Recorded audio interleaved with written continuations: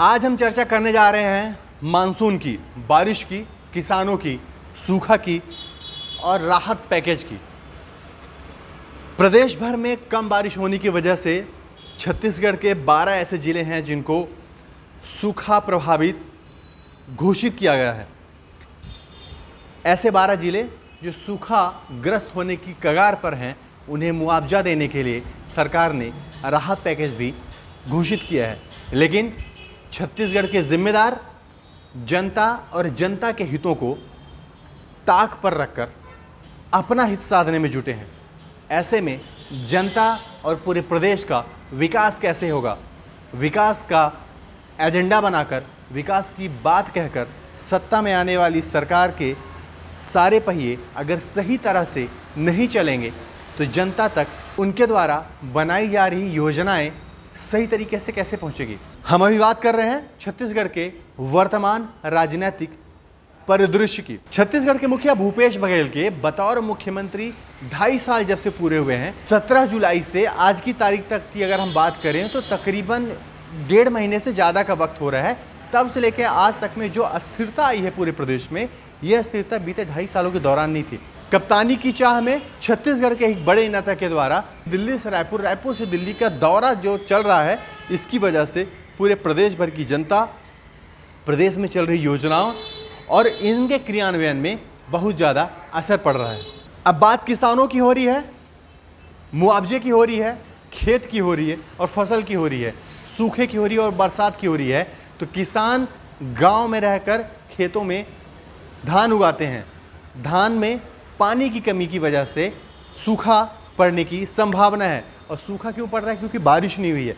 ये गांव जो है तो पंचायत के अंतर्गत आते हैं और पंचायत विभाग जो है इस सरकार का वो पंचर हो चुका है, जिसकी वजह से यह सवाल उठ रहे हैं कि सरकार ने जो सूखा का राहत पैकेज घोषित किया है वो किसानों तक सही तरीके से पहुंच पाएगा भी या नहीं पहुंच पाएगा। जी हाँ, आप बिल्कुल सही समझ रहे हैं। आज की हमारी स्टोरी के महानायक हैं, सुपर हीरो हैं छत्तीसगढ़ के यशस्वी पंचायत मंत्री टी.एस. सिंहदेव जी, महाराजा सरगुजा, जिनके दिल्ली से रायपुर के दौरों की वजह से प्रदेश में उनके ही विभाग के बहुत सारे काम प्रभावित हो रहे हैं।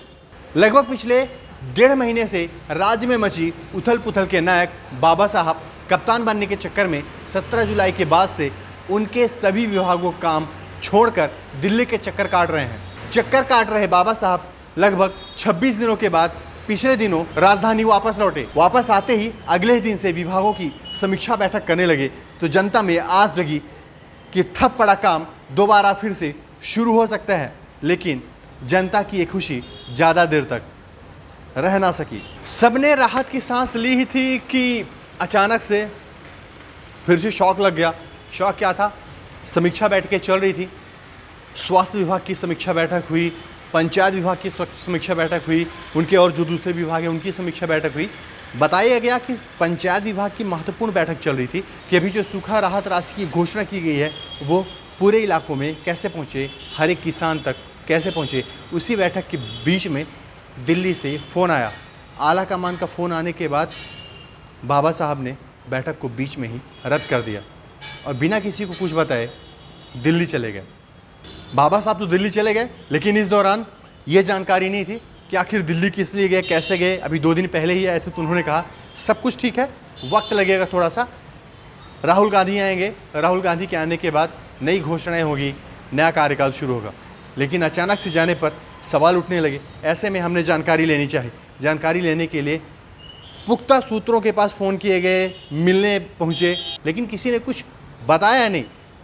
आखिरकार बहुत ही नज़दीकी और करीबी सूत्रों से जानकारी मिली कि दिल्ली से फ़ोन आया था और हाई कमान के फ़ोन आने के बाद बाबा साहब को दिल्ली बुलाया गया और बाबा साहब रायपुर से उड़ गए।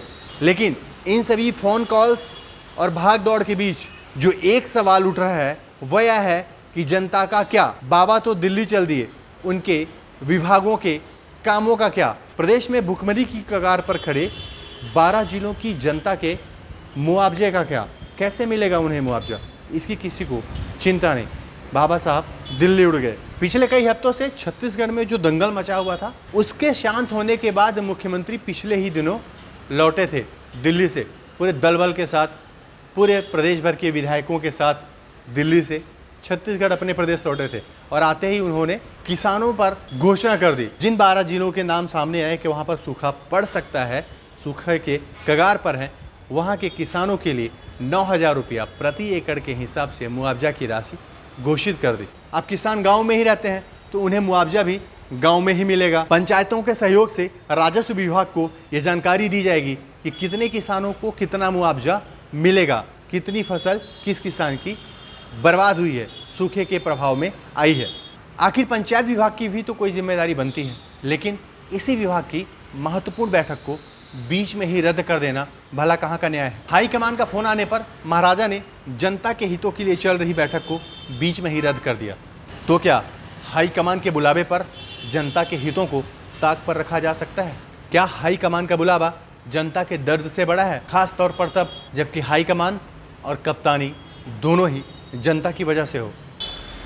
बहरहाल हमारे साथ ही पूरे छत्तीसगढ़ की जनता भी ये चाहती है कि महाराजा सरगुजा को मुख्यमंत्री के तौर पर देखे, लेकिन यदि जनता ही नहीं रहेगी तो हाईकमान और कप्तान आखिर कप्तानी करेंगे किस पर?